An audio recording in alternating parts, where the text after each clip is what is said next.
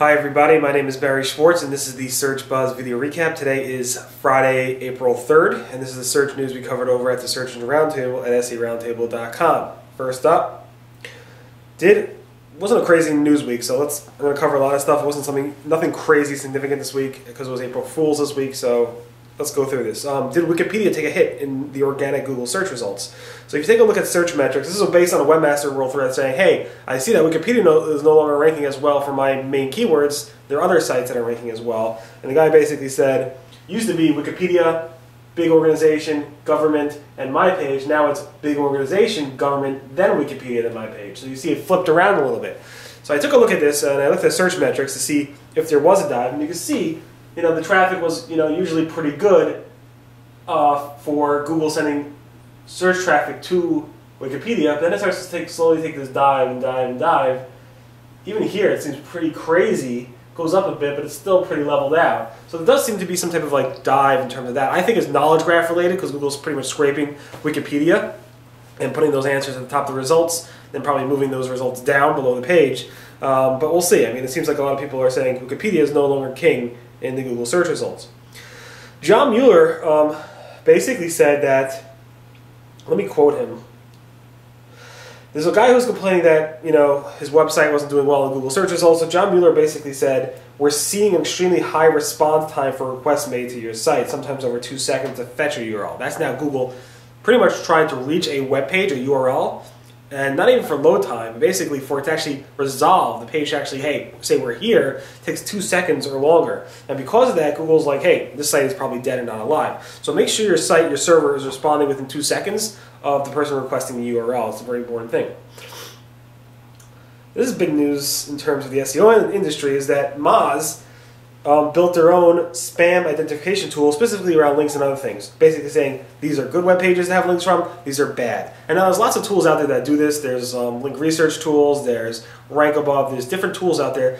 Link Risk, I believe there's tons of tools out there that do this, but Moz built their own, which initially was a whole controversial thing, but basically it uses about 17 different factors, and if your website is, or if this website that's referenced here is actually impacted by 3 or more, and as it gets more and more flags, it will identify that as being a bad link. I haven't played around with the tool myself. I hope to in the next couple of weeks or so. Definitely worth taking a look at, especially with all the bad links out there. This is important. Google Mobile Friendly algorithm is launching again in about 20 days or so, less than 20 days from now, on April 21st. And people are still confused.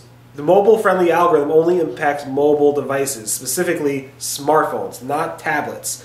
And why is that the case? How can I prove it? So Google Webmaster Channel on Twitter said, the upcoming mobile-friendly change is for mobile users, not for tablet users. That's one proof. 2 is, try doing a search on your tablet. Go to Google, do a search, and make sure up comes a mobile-friendly website. And you'll see here, there's no mobile-friendly label. In the smartphone results, there is a mobile-friendly label, but in the tablet results, there is no mobile-friendly label. Again, this algorithm is only specifically mobile-friendly for smartphones.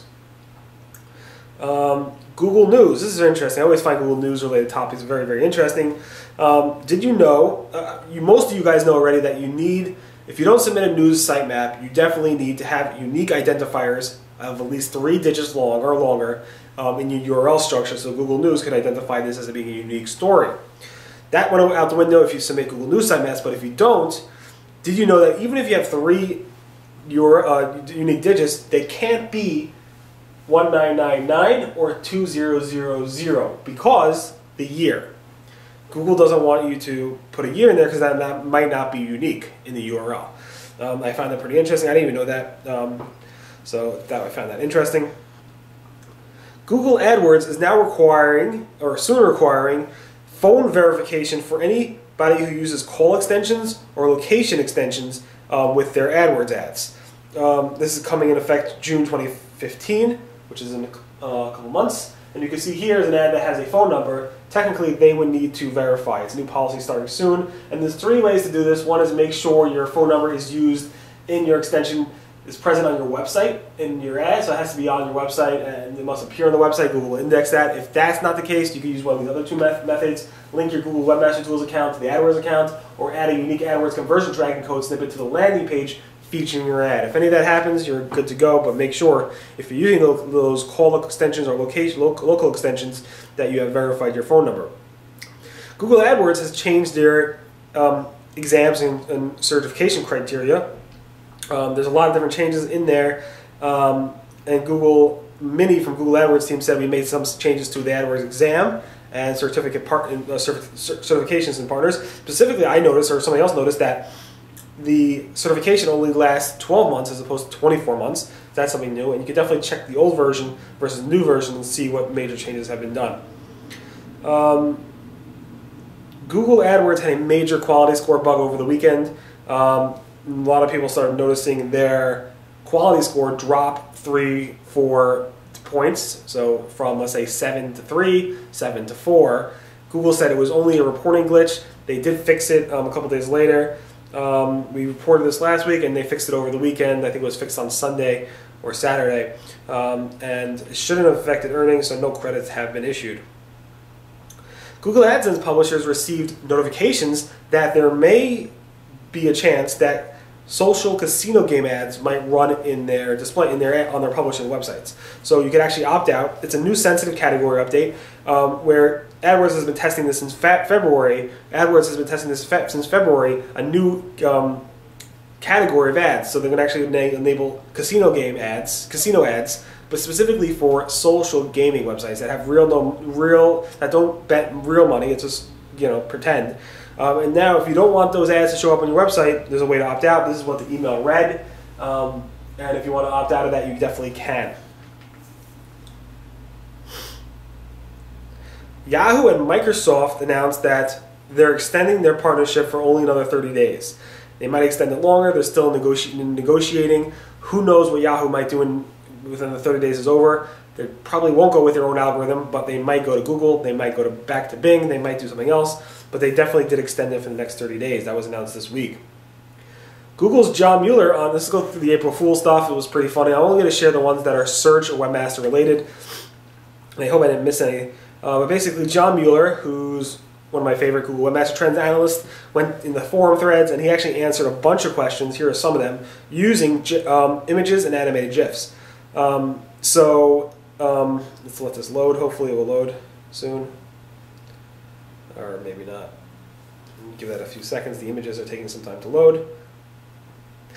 Basically, it was pretty funny because instead of just answering in text-based, he answered in short text-based form and also added some GIFs or images to those answers.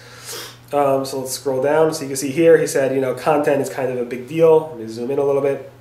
Over here, he said, don't worry, everything is going to be okay. And this is specifically around duplicate content URLs, showing 2 shark fins.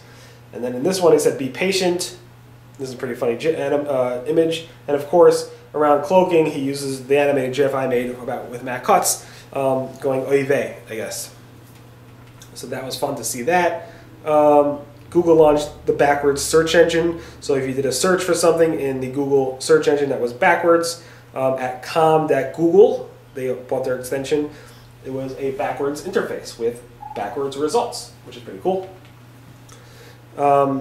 Matt Cutts helped launch Google Panda 5 and 6. It's basically a mock about the iPhone 5 and 6. And you can see even Matt Cutts made a special appearance in this video from Google Japan to help announce it and discuss what it was all about. It's basically a panda that answers your questions. It wasn't around, the algorithm was more about a little stuffed panda that actually answers your questions. Matt Cutts announced that he started a new SEO tool that automates SEO called Auto SEO. He launched it on his own website called SEO.ninja. So this was pretty funny. Again, it was a spam tool. And my own April Fool's prank was that Google hired me as the head of search quality to replace the on-leave Matt Cutts. And I went into the details basically saying, since I'm a huge Google fanboy, why not? I'm not going to say anything bad about Google. 2, since I often know about the Google algorithm updates before the Google engineers know about them, why not have me run the algorithms? 3, I've been following Google for years and years. I often know how Google's going to respond to you before they actually send a response. And it's all about making quality content for your users. And I go into that. And the fourth answer is, since I'm already being threatened, my life is being threatened whenever an algorithm update happens, I post about it, people threaten me, send me emails that it's my fault. Why not really be in charge of that and really be able to take the blame for it if I'm being threatened anyway?